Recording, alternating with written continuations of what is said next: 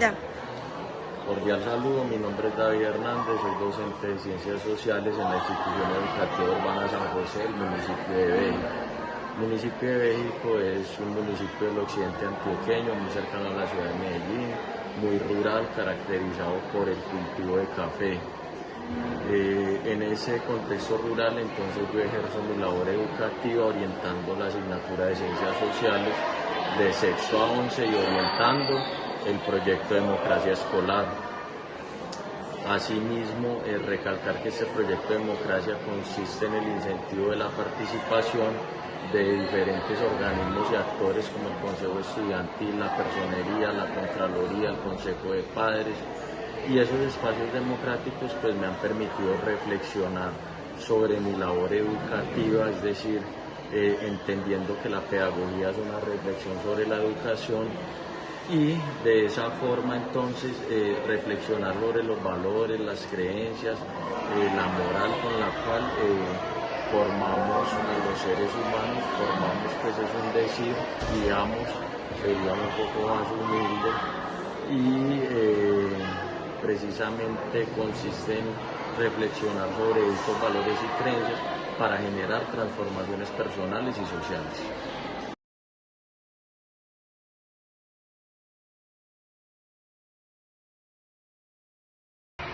Bueno, continúo entonces el video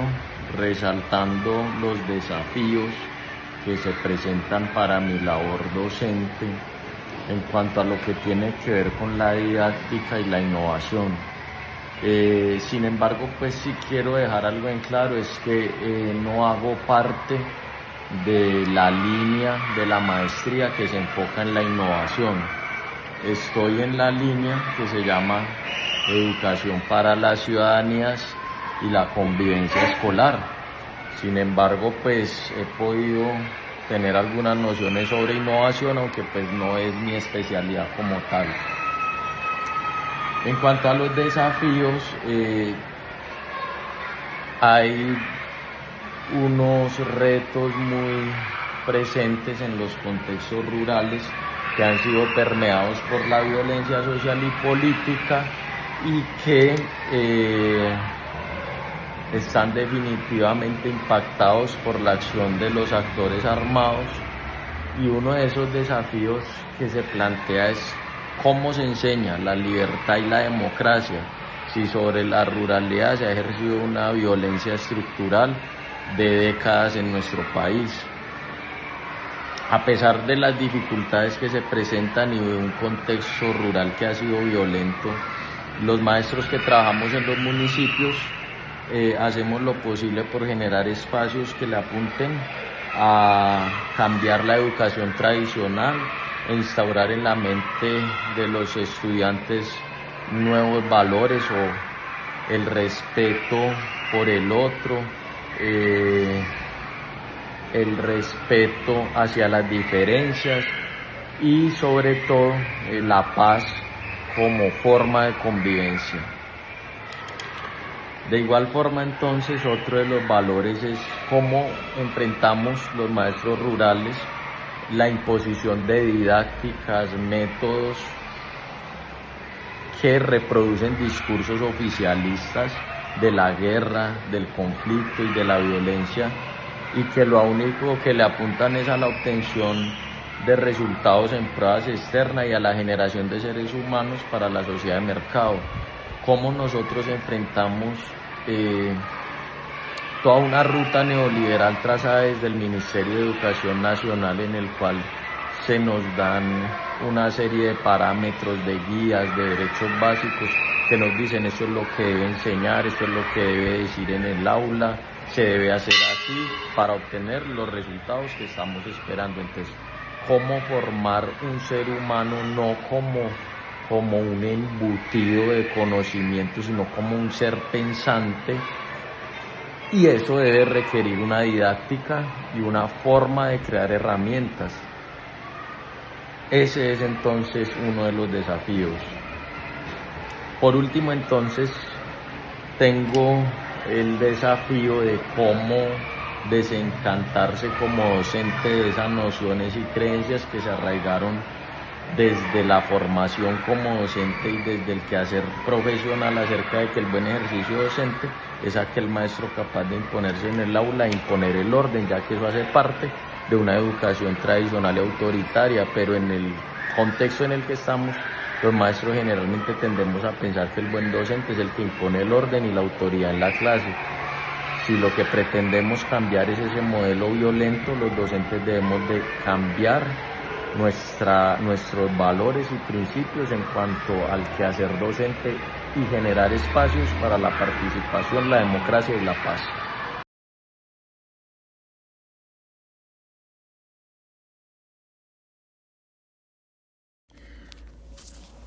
Algunas de las críticas a la educación tradicional surgieron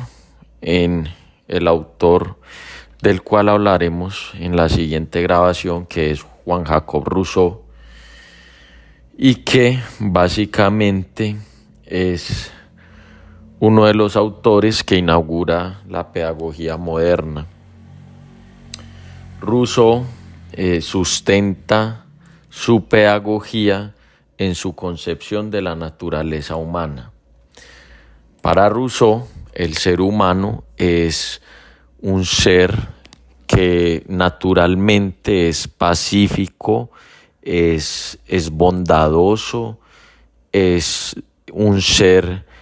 que está armónicamente relacionado con sus semejantes y la naturaleza. Esos principios van a guiar la pedagogía de Rousseau. La misma filosofía de la naturaleza del hombre de Rousseau es revolucionaria para su época. Cambia con lo que se pensaba hasta el momento de la naturaleza humana, porque la naturaleza humana era entendida como violenta, como caótica, como irracional. Y ahí entonces tenemos el libro de Leviatán de Thomas Hobbes, que se escribe en los años 1500, Rousseau escribe en los años 1700, y Thomas Hobbes plantea una naturaleza humana en la cual había una visión negativa del hombre.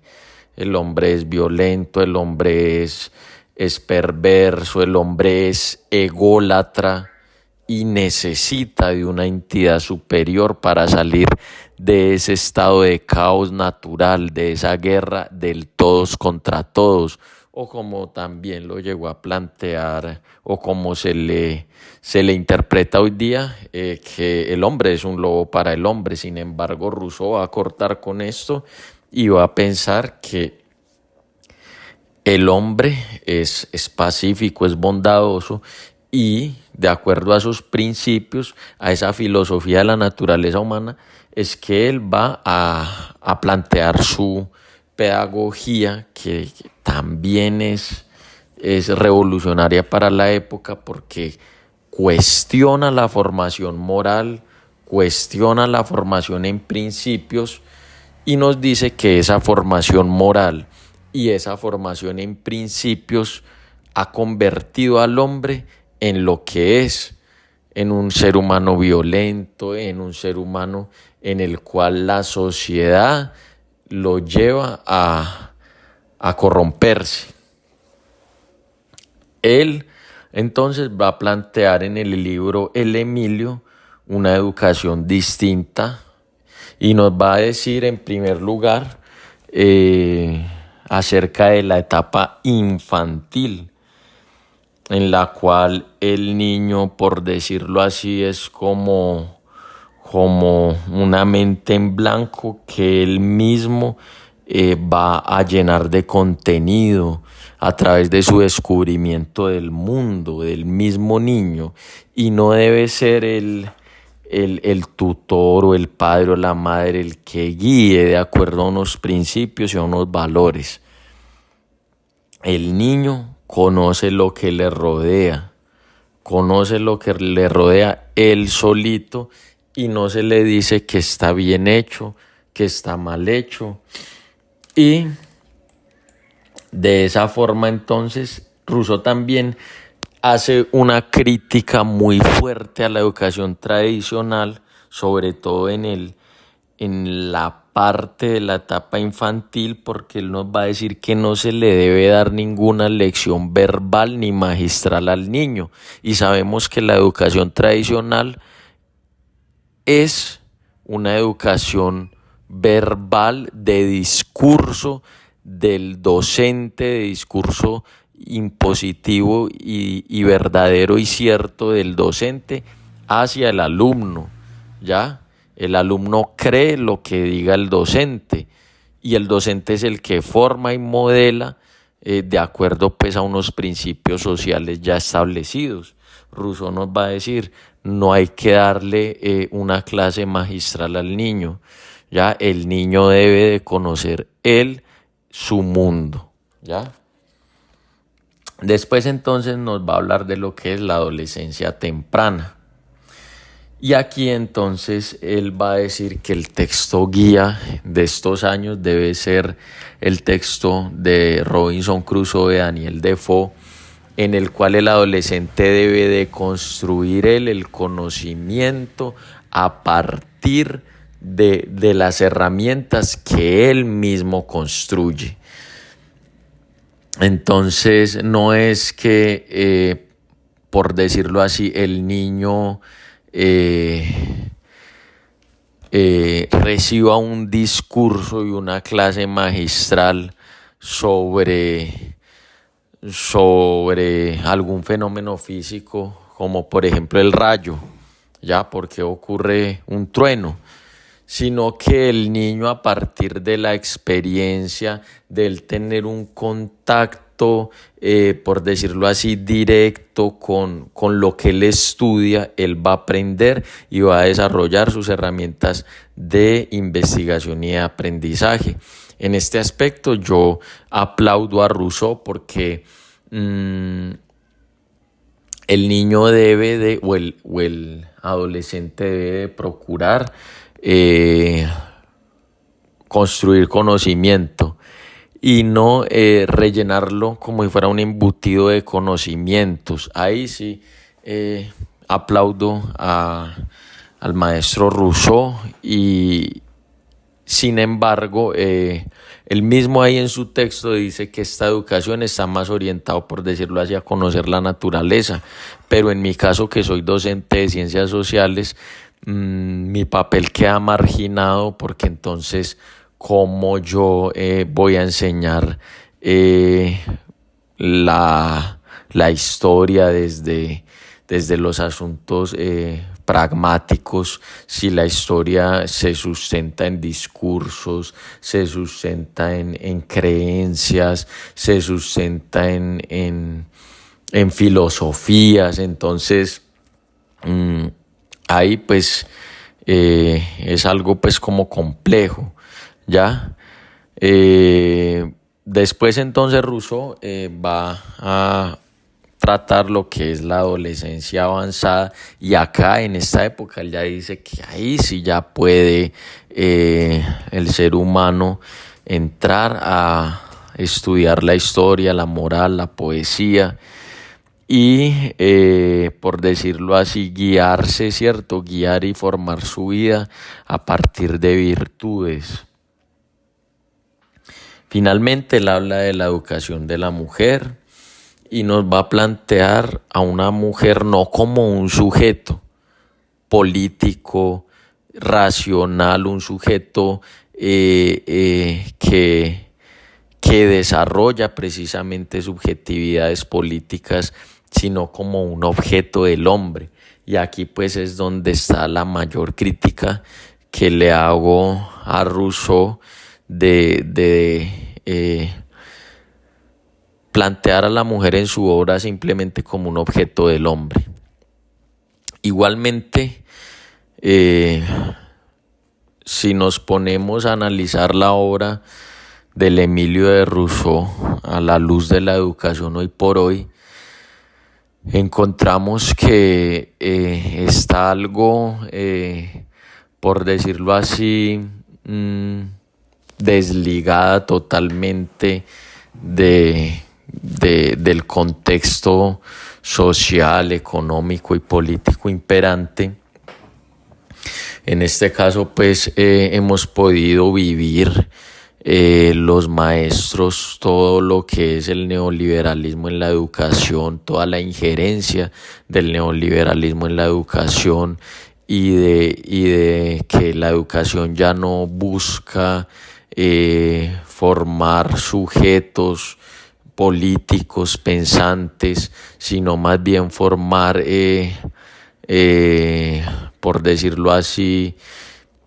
seres que actúen de acuerdo a la sociedad de mercado, que consuman o que trabajen técnicamente para los bienes de consumo de la sociedad de mercado. Y pues tenemos al Emilio de Rousseau hablándonos pues de una naturaleza humana pacífica, por decirlo así, como si se tratara de Alicia en el País de las Maravillas, y pensaría uno que lo que nos propone Rousseau, pues hay algunos puntos por rescatar, como la formación del adolescente, la autoformación. Yo ahí aplaudo mucho ese aspecto, porque es que en la adolescencia, según lo plantea Rousseau, el adolescente, por decirlo así, tiene una autoformación ya, y eso me parece loable, entendiendo que hoy por hoy, con este neoliberalismo que nos trata de imponer modelos, parámetros, rutas a seguir, por decirlo así, estos libros y estos compendios que nos da el Ministerio de Educación en los derechos básicos de aprendizaje. Esto es lo que usted debe enseñar, lo debe enseñar así, y así se debe hacer en el aula de clase. Y tenemos a Colombia Aprende entonces con sus talleres y diciéndonos: esto es lo que usted tiene que ir a dar al salón, esto es lo que tiene que decir. O sea, está como todo ya